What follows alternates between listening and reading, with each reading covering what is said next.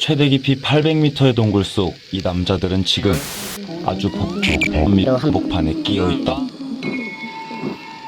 하지만 이보다도 더 충격적인 사실,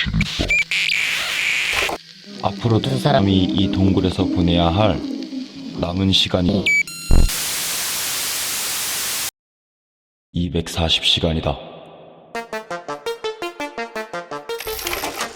2019년 8월 17일 폴란드 타트라 산맥 인근의 탐험가들로 이야기는 시작된다. 요셉 쿠치아와 다니엘 퍼갈은 브로츠하프 동굴 탐험 모임에서 함께 활동해온 동료로 수년간 15차례 탐험을 함께했던 베테랑 동굴 탐험가들이다.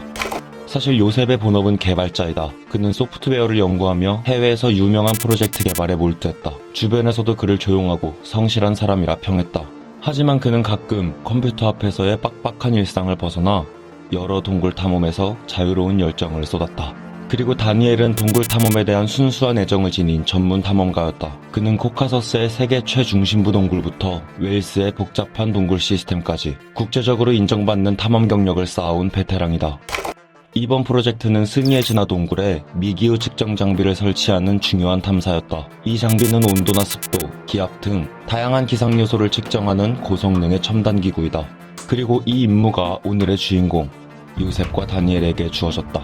둘은 늘 그래왔듯이 설레는 마음으로 탐사에 나설 준비를 했지만 오늘 그들이 탐험할 스니에 진화 동굴은 그닥 둘을 반기지 않았을지도 모른다.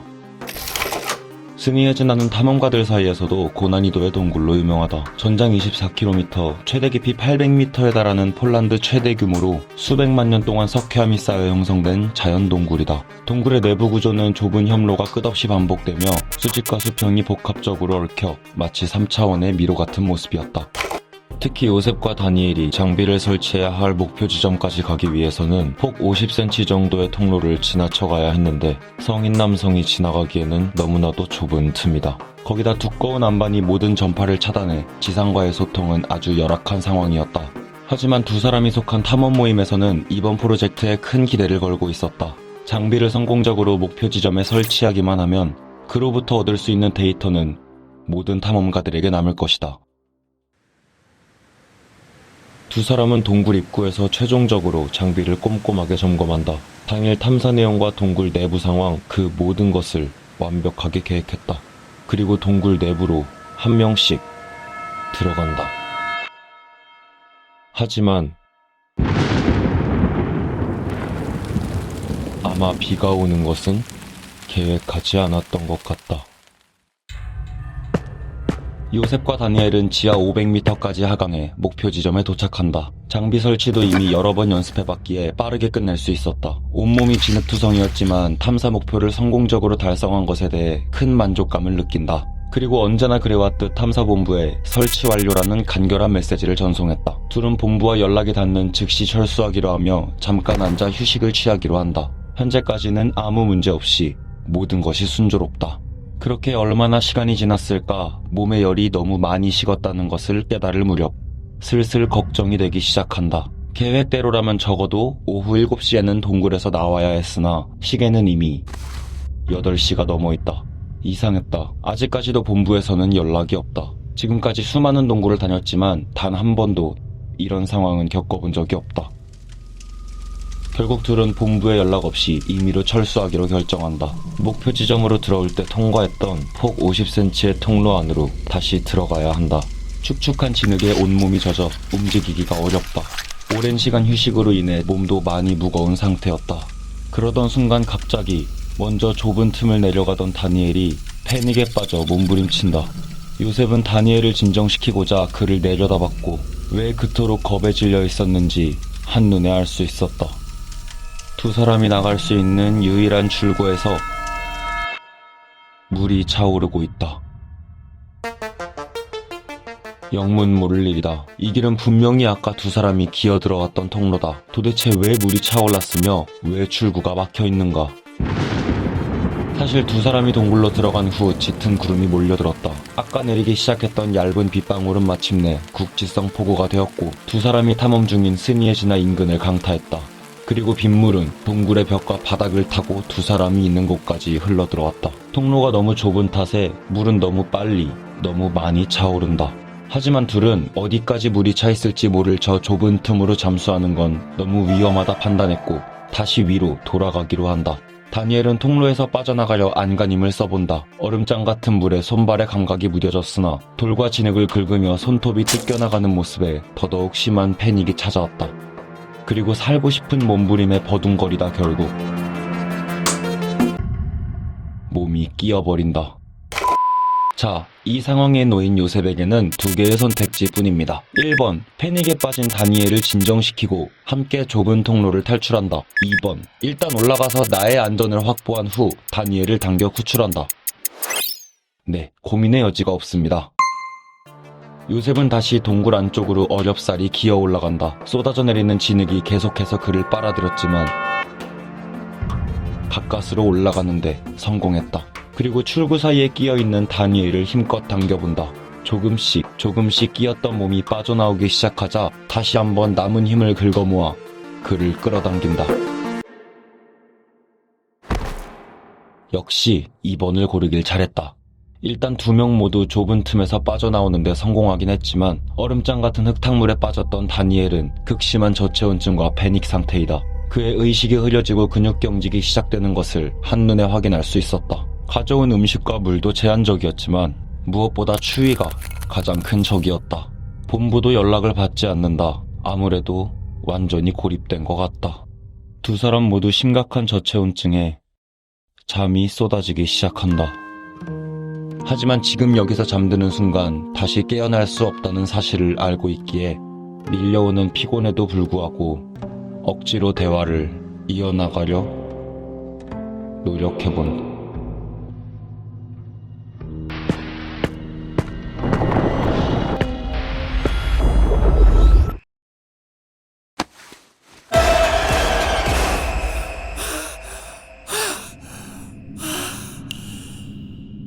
참 멋진 꿈이다. 시간이 얼마나 지났을까 시계를 확인해본다. 고장났다. 아무래도 아까 구멍에 빠졌을 때 물이 들어간 것 같다. 체력이 모두 소진되었지만 체온 유지를 위해 조금이라도 움직여보기로 한다. 다니엘의 얼음장 같은 몸을 흔들어 깨워본다. 다시 한 번, 또 한 번.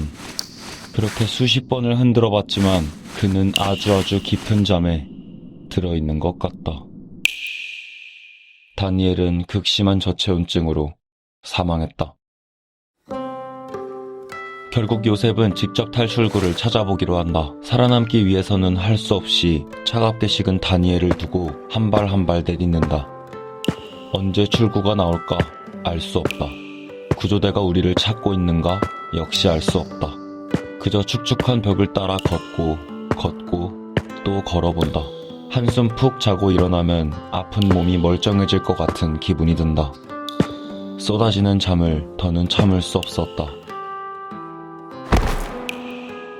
그렇게 무려 열흘이라는 시간이 흘러 800m 깊이의 스니에즈나 동굴은 다시 고요함을 되찾았다.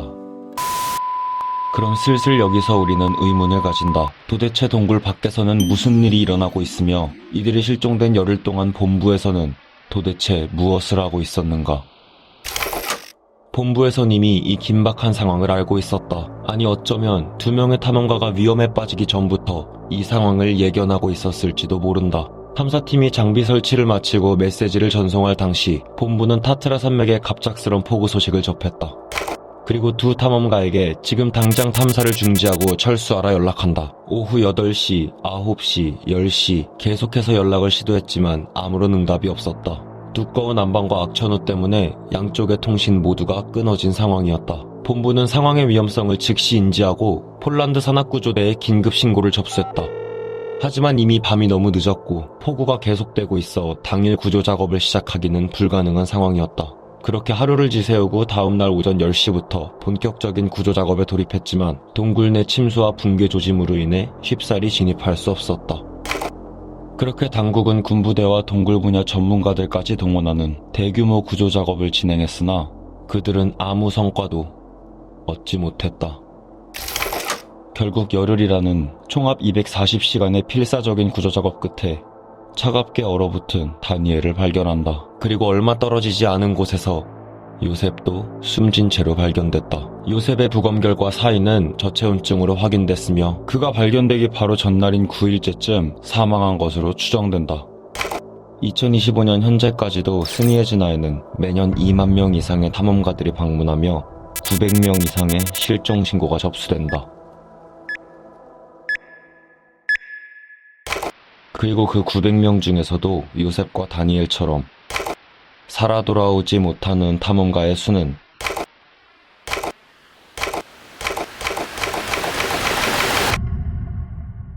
무려 300명에 육박한다.